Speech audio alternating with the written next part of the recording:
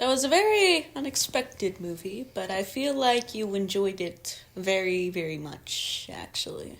Yes, I honestly enjoyed this movie. Mm-hmm. So much more than I was expecting. Yeah. And I'm happy I enjoyed it. Hi guys, welcome back to the Charming Analysis podcast. I'm Mari. I'm Jay. And today we're going to be talking about the movie Poor Things. This is a movie that came out last year. And I have personally been wanting to see this movie for the last month or so. Mm-hmm. Because we found out recently that my mom got us Hulu. Mm-hmm. So because of that, I wanted to see this movie pretty much. Because my bean was the one who introduced me to it. Well, we got a whole list of movies that you've never seen. Yeah, same with you. So I mean, I've seen more movies than you have, but there's movies I haven't seen, and this is one of them. But I heard a lot of good hype about it when it first came out. So yeah, before we start the review, there are going to be spoilers for this. Is there? Well, I know this movie's been out for a year, but I don't know how many people have actually seen it. So, to be on the safe side, we are going to put a spoiler warning just to be safe. Yeah. If you haven't seen this movie, I would recommend going to watch it first before you tune into this. Okay. Just to be on the safe side. Anyway, now we got that out of the way. Why don't you explain what Poor Things is about, honey? It's kind of like a Frankenstein monster story. But for the modern day. Yeah, well, maybe something like that. Very, I guess steampunk. Steampunk Europe. Steampunk Europe weird core. Yeah.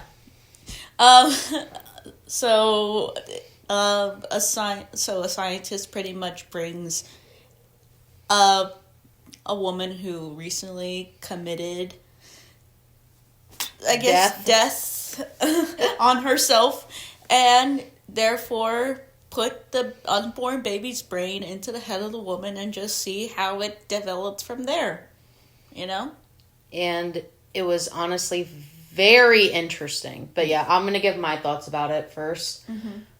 This is a very interesting movie. Basically, they came up with the hypothesis: what happens if an unborn child goes into their unborn child's brain is put into the dead mother's body? Mm-hmm. What the fuck happens? And essentially, it ends up growing up in the mother's body. Yes. The consciousness grows up, not the actual body itself. Yes, but the consciousness does. And it just learns about just life, and how life is, I guess, for a woman. Pretty much. Yep. Because I'm pretty sure the baby was a girl, I'm pretty sure. Maybe. Could have been. You never know. Well, they said unborn baby, but I'm not entirely sure. Unborn fetus. Unborn fetus. We don't really know the gender of said baby, but not sure. Yeah. But anyway, I personally thought this was a very interesting movie. I will say that. This movie had so many twists and turns in it, I was honestly not expecting for the type of movie that this was. I just thought it was just going to be just about the girl's life, but this was way more interesting than I thought it was going to be. What did you... I honestly... Well, first off, I don't think you're going to see a movie that looks like this, besides a few art house films out there. But genuinely the backgrounds and the set design, costume design, everything about this is genuinely unique. I want to go live in that world. I probably would, honestly. Except besides the misogyny. Yeah, besides that. But I just like how pretty it is. For the first, let's say 20 to 30 minutes, the first quarter of this movie is literally in black and white, and then as soon as she leaves the house of her father and her supposed fiance, everything just bursts into color. You see a complete difference from the beginning of the film to now, because literally you couldn't even tell the difference of anything in the first 30 minutes, and then as soon as that happens, it just... That's when the real magic of the movie actually starts.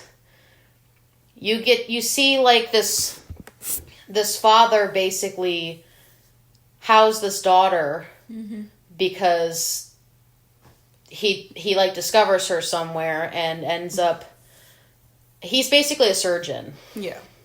Trying to understand a lot of what his neglectful father was doing. Yeah.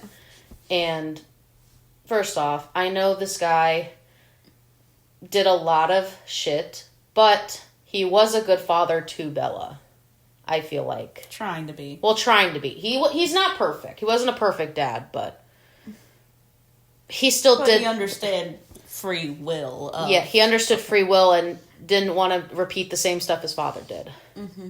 Pretty much. Yes. You good? Yeah. But yeah, what did you think? Like, because I genuinely loved this movie, and the thing that made me enjoy this movie more, Emma Stone did a fantastic job as Bella. Like, she played this role like and then perfectly. she regretted to win that Oscar. She should have fucking won that did. Oscar. I think she did. She did? Yeah, she did, but I think she was going up against somebody. Okay, this is just a little tangent. She didn't want to win because that would negate the first Native American that would have won for... Which I can understand. Best, supporting actress in a lead role. And she was like, I probably shouldn't have gone in. I've got 3 in my basement. I already proved myself to be a great actress. I don't need another one. But okay, you're not gonna find another performance from her that is like this. This is probably the best performance. I don't know. I think that deserves something if you can transform yourself into being a different performance in another film that isn't the exact same. I think that's great. Yeah. This has to be the best role she's done. Yeah. Honestly, the best fucking role I think I've ever seen for her in a movie. And she did this flawlessly. It was so good. And also her acting was great. Mm-hmm. I also liked all the other people that she interacted with, minus the one guy that basically kidnapped her. Well, yeah, but she I guess willingly just wanted to see the world and how crazy it is, how just how the world works. She wanted to go have fun. Then she discovered the horror, and then she discovered the hardness and everything. She educated herself, and then she did what she could to and then she herself. Wanted to become something like her father. Or surrogate father. She wanted to basically be like him. Yeah. But a better version of him. Yeah. Which I think it went full circle pretty well, honestly. Mm-hmm. Despite everything that she went through, she did come out surprisingly well-rounded. Yeah. Which was good. So, yeah. I will say, I'll also say something also positive. Score is something I've never heard of before. These beautiful, beautiful, unsettling string instrumentals. Was this the guy's... was this director's first movie? No, he's made movies before. Who was the guy that made this? Directed it? I gotta look it up later, but he's made movies before. Anything like this? Or no? I guess art housey. I don't know. I don't know. Most of these movies I just hear from, most of these art house movies I take from YMS because he goes to see a lot of art house movies. Which I think is nice. And I normally get movie recommendations from him if he says that it's good. So this is one that I've heard from that was just appearing having good reviews, and I only saw one trailer for it. I've only seen a few clips from it, so yeah. And then I found out Poor Things was on Hulu, and I'm like, you know what? I think it's about time to watch it. But the instrumentals are very, very experimental and very interesting, and something I've never heard of before. The performance of Emma Stone, I've never seen anybody ever do that performance. I've never to the extent that she did. Yeah. I'm sure there's movies that look like this, that look like Art theater. housey. I will theater core, I should say. This case it's kind of more weird, like steampunk weird core. Theater widescreen core. Theater, like, you know, like, I don't know. The aesthetic of this movie is like amazing. Yes. A few I've seen, kind of. And the music I've never heard, like, a score like this being, like... Because, like, there's silent scenes, and then the music kind of... Builds up. Yeah. Like, half of it is music, and half of it is silent, which is good. Sound, which is, like, build up. I'd rather have just the music being implemented where it's needed, and not blasting all over the fucking... Screen. Which I think is good. And that I could say I've never seen. I will say, I find this movie a lot more interesting to, like, look at it as, like, a study more than I actually like it. And I think, like, movies like that, like, do exist for a very important reason. Like, do I personally connect with it in terms of, like, me loving the shit out of it? No, but I think that having the importance of a movie that's like, what if Frankenstein's monster was a woman? I think that's interesting. Technically, unborn baby put in a woman's body. Well, yeah, but also Frankenstein was also a story about a monster trying to learn the world. And why it was, like, cruel to him, per se. Yeah. But, like, I think in this case, it's more like, how can we make this different compared to... How can we improve on this compared to the original story? Which, this definitely took it in a way different approach than I was expecting. Mm-hmm. But I genuinely liked this movie. This is probably one of the best movies I think I have seen this year.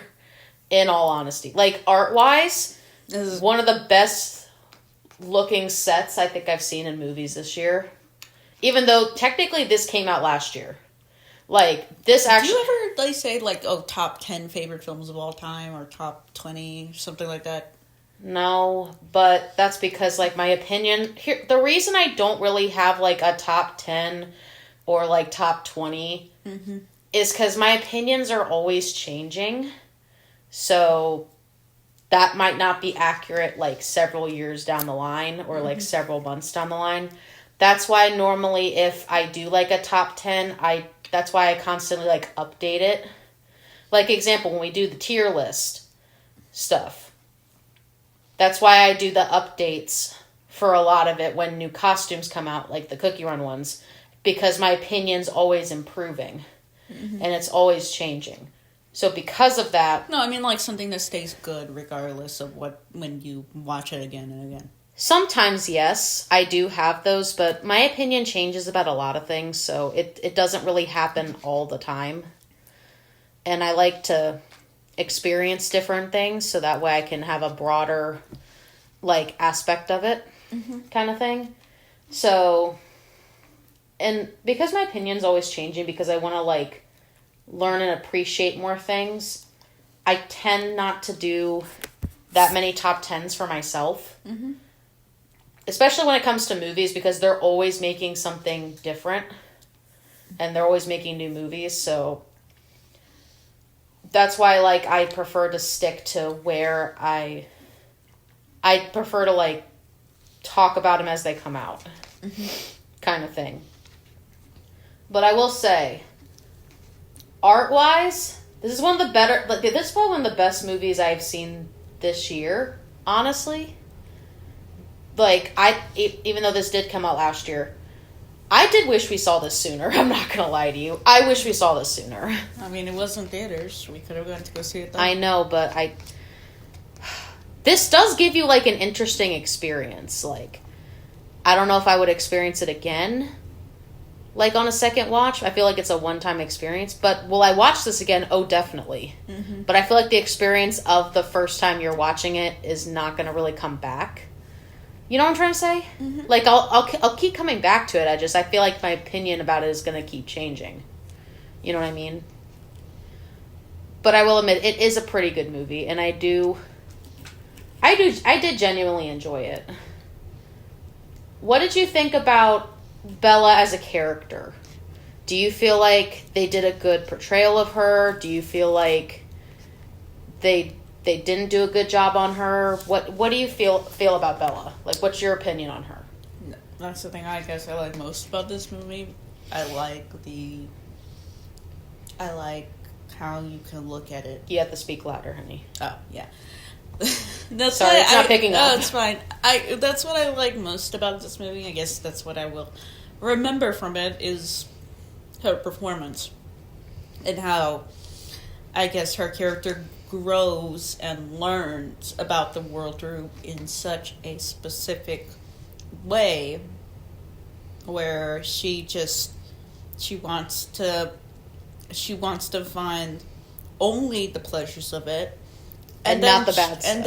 And then she learns that it's not always about that, and it's just sometimes it's just sometimes it's just the world, and sometimes it's just her, and And I agree. Like, she does bring a lot of perspective into it, and she wants to see the more the good than the bad, which I don't feel like is a bad thing necessarily, but I feel like it does kind of show that she's sheltered a bit, like at first, but over time, she starts to learn that maybe the world isn't all sunshine and rainbows. Like, I should learn about... And there's plenty of, like, men in this movie that is just like, no, this is just how the world is.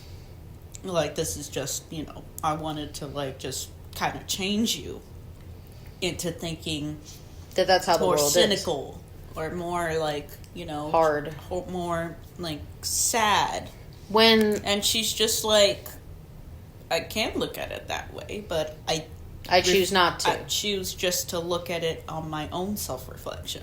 Which I think is a really good lesson to have, and a really good lesson to learn. Like, your own experiences are going to be different from others, but that doesn't change how the world is. Yeah, it's definitely a conversation starter. If it wasn't, actually, it could probably be shown in, like, college, like, social.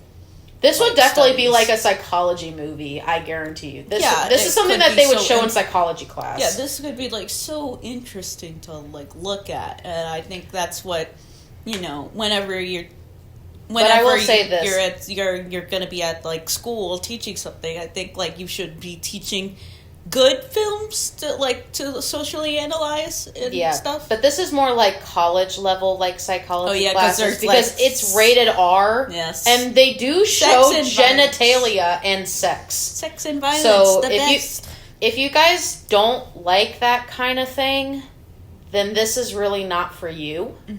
But it does show that. I'm gonna let you guys know now, before you watch it, it does show a lot of that.